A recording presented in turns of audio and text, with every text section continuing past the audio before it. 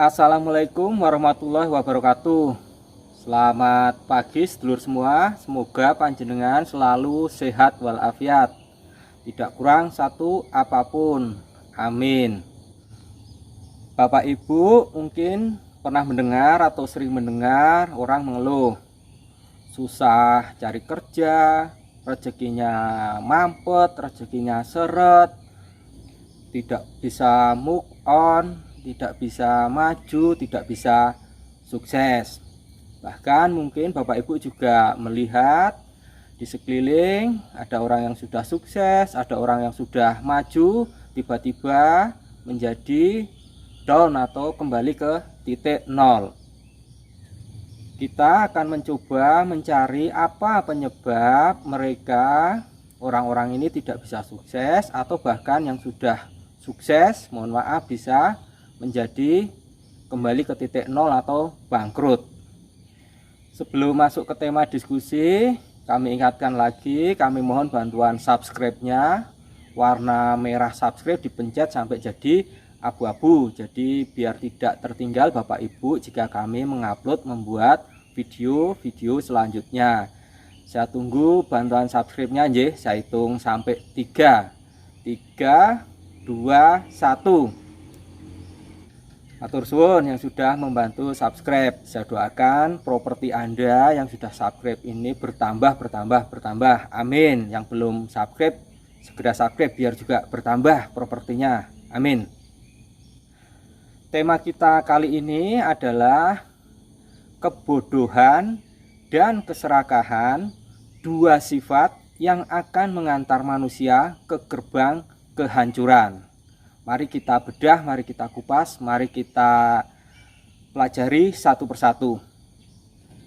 Di poin A yaitu kebodohan. Kebodohan di sini kita bagi menjadi 3, yaitu 1, tidak mau belajar, 2, tidak mau bertanya, dan yang ketiga, tidak mau mendengarkan. 1, tidak mau belajar. Apa maksudnya? Tidak mau belajar di sini adalah tidak tekun, tidak rajin, tidak sistematis, tidak selesai, tidak tuntas dalam mempelajari segala hal, segala ilmu, segala sesuatunya. Perlu Bapak Ibu ingat bahwasanya hidup ini adalah real dan nyata, serta hanya satu kali. Jadi menurut saya hidup itu tidak boleh coba-coba, harus benar, harus tepat. Karena hidup itu beda dengan waktu kita sekolah. Saat kita sekolah, jika salah menulis umpamanya, kita bisa menghapusnya, kita bisa mentip X. Tetapi dalam hidup, jangan sekali-kali kita mencoba-coba. Kami sekedar mengingatkan, jika Bapak Ibu ingin memulai suatu usaha, maka Bapak Ibu belajarlah dulu ilmunya, caranya, pelajari sampai selesai, pelajari sampai tuntas. Karena banyak sekali orang yang praktek berusaha, praktek berwira swasta tapi sambil belajar, dan apa yang terjadi? Bisa saya pastikan pasti gagal. Jadi yang benar, pelajari ilmunya, pelajari caranya, sampai bisa, sampai khatam, sampai hafal, baru Anda praktekkan. Mau praktek berusaha, mau praktek wira swasta, apapun. Kedua, yaitu tidak mau bertanya. Biasanya hal ini terjadi karena menganggap kalau bertanya itu tidak bisa, tidak mampu. Padahal ia memang tidak bisa dan tidak mampu. Di era milenial ini, bertanya tidak harus kepada orang atau kepada teman. Bapak Ibu bisa membuka Google, bisa membuka YouTube. Di sana medianya sangat terbuka, informasinya sangat luas. Jadi bertanya di sini bisa di media, bisa di Google, bisa di YouTube dan lain sebagainya. Perlu Bapak Ibu ingat bahwasanya ada pepatah yang mengatakan gengsi tidak akan membuat kita kaya. Tapi kalau kita kaya, kita akan bergengsi. Benar atau benar? Jadi mulai saat ini silahkan Anda mau memilih gengsi biar tidak pernah kaya, atau mau bertanya agar bisa menjadi kaya dan sukses. Ketiga, yaitu tidak mau mendengarkan. Biasanya untuk orang-orang yang sudah merasa paling pintar, paling jago, paling hebat, sehingga tidak perlu masukan dari orang lain, masukan dari kanan kiri atau dari staf-staf. Saya akan menggambarkan seperti ini. Bapak Ibu kan perso melihat presiden saja dibantu para menterinya saja tidak cukup hanya 1, 2, bahkan puluhan. Sudah ada menteri, masih ada staf ahli presiden.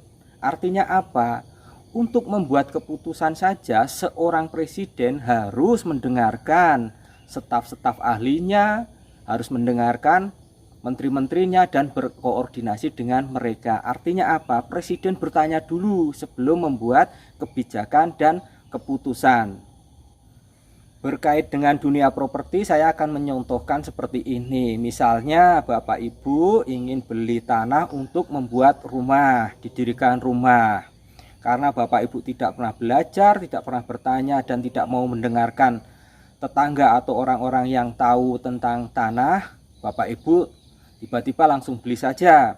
Ternyata mengurus IMB-nya ditolak. Karena apa? Tanah yang Bapak Ibu beli adalah terletak di zona hijau, yang artinya tidak boleh didirikan perumahan, tidak boleh didirikan bangunan, hanya diperuntukkan untuk pertanian atau lahan-lahan tentang tanaman-tanaman.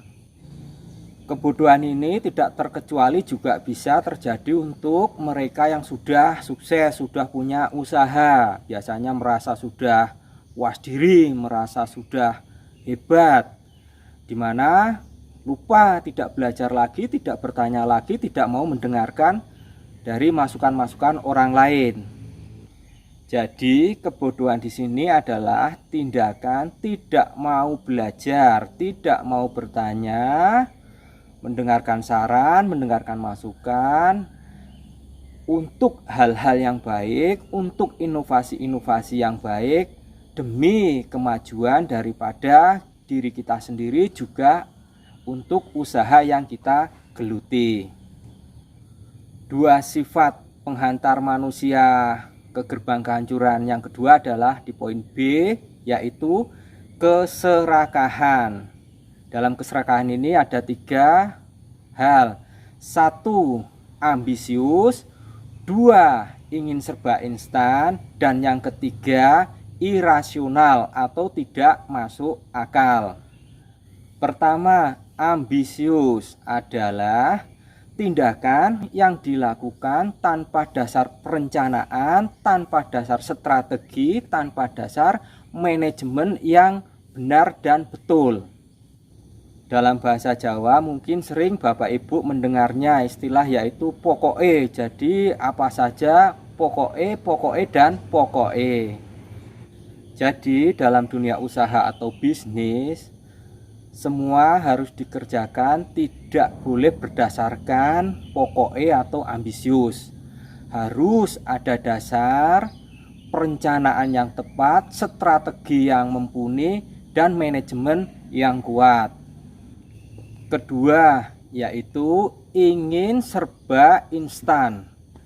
Ini adalah sifat dasar manusia, di mana selalu ingin mudah, dapat banyak, dan cepat.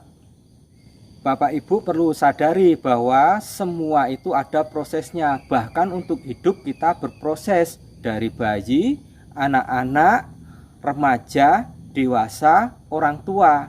Bahkan menjadi orang tua saja belum tentu dewasa. Betul atau betul?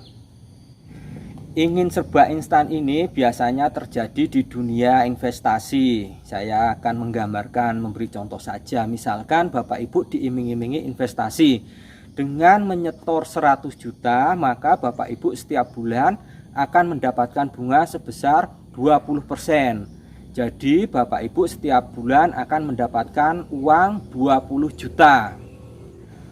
Benar saja, Bapak Ibu setor 100 juta, di akhir bulan pertama dikirim ditransfer 20 juta. Yaitu sebagai bunganya. Bapak Ibu senang girang bukan main. Tetapi di bulan kedua sudah macet. Bahkan bandarnya kabur. Artinya apa? Bapak Ibu dikasih uang 20 juta dari uang Bapak Ibu sendiri, sedangkan yang 80 juta dibawa kabur bandarnya. Kami akan mengingatkan kepada Bapak Ibu semua bahwasanya dalam dunia investasi, jika ada yang menawarkan keuntungan kok lebih dari bunga deposito pada saat itu, ingat, bunga deposito pada saat Bapak ditawari investasi itu kok bunganya lebih banyak dan tidak masuk akal. Saran saya, sudah hentikan saja. Satu tips untuk mengecek investasi itu bodong atau real, Bapak Ibu bisa mengeceknya investasi itu terdaftar di OJK atau tidak. OJK adalah Otoritas Jasa Keuangan. Caranya sebagai berikut. Caranya Bapak Ibu bisa mengeceknya di www.ojk.go.id. Saya tulis di bawah ini. Ini cara mengecek investasi itu bodong atau tidak. Dunia bisnis, dunia investasi satu hal yang berkaitan. Biasanya Bapak Ibu juga mendengar istilah MLM, multi level marketing. Ingat, tidak ada yang salah dengan MLM karena apa? MLM adalah bisnis yang legal di Indonesia. Ada payung hukumnya, ada hukum yang mengaturnya juga. Saran kami, jika Bapak Ibu ingin ikut MLM, cek dulu MLM tersebut terdaftar di APLI atau tidak. APLI adalah Asosiasi Penjual Langsung Indonesia, atau yang bisa dikenal juga dengan istilah IDSA, Indonesian Direct Selling Association. MLM yang tergabung di dalam APLI bisa Bapak Ibu cek di www.apli.or.id. Silahkan dicek dahulu. Ketiga yaitu irasional atau tidak masuk akal. Hal ini terjadi biasanya ketika mendengar kata uang atau berkaitan dengan uang, maka akal manusia akan berhenti bekerja, lali kabeh, lupa semuanya. Betul apa betul? Saya akan memberikan simulasi contoh seperti ini. Ada iklan beli rumah harga 500 juta dengan membayar DP 15%, Bapak Ibu langsung dapat sebuah sepeda motor. Oke Bapak Ibu, bayar DP-nya berarti 15% dari 500 juta adalah 75 juta. Motornya dikirim jebret ke rumah. Mungkin yang dikirim itu motornya seharga sekitar 25 juta. Artinya apa? Ya artinya Bapak Ibu membeli motor dengan uangnya Bapak Ibu sendiri. Bahkan masih nitip 50 juta di pengembangnya sana, uang Bapak Ibu. Karena sudah tergiur dengan hadiah iming-iming motor tadi, akhirnya akal kita menjadi stagnan, akal kita menjadi tidak berjalan lagi, sehingga mohon maaf kadang lupa tidak mengecek surat-surat tanahnya, tidak mengecek lokasinya, tidak mengecek bangunannya. Yang terjadi apa? Sehingga banyak kita temui rumahnya tidak segera dibangun, IMB-nya tidak turun, sertifikatnya 2 tahun, 3 tahun, 4 tahun tidak jadi-jadi, bahkan mohon maaf kadang ada yang lari pengembangnya. Jadi di sini yang saya tanyakan adalah Bapak Ibu itu sebenarnya mau beli rumah atau mau beli motor, karena ini objek yang sangat berbeda. Mohon logika rasionalitas kita dipakai ketika kita mau melakukan apa saja. Jika Bapak Ibu dalam mencari properti menggunakan agent atau menggunakan jasa perantara, pastikan Bapak Ibu kenal betul dengan perantara tersebut, profilnya, rumahnya, bahkan atau kantornya. Jika Bapak Ibu tidak mengenal agen atau perantaranya, Bapak Ibu bisa menggunakan agen, broker, atau perantara real estate yang berada di bawah naungan AREBI. Apa itu AREBI? Asosiasi Real Estate Broker Indonesia. Demikian diskusi kita tentang dua sifat pengantar manusia ke gerbang kehancuran. Semoga bisa menjadi pembelajaran dan pengingat kita semua untuk lebih berhati-hati dalam mengambil keputusan dan memulai usaha. Terima kasih sudah mengikuti video-video dari channel The Progo Property ini. Sampai bertemu lagi kita di video-video selanjutnya. Assalamualaikum warahmatullahi wabarakatuh.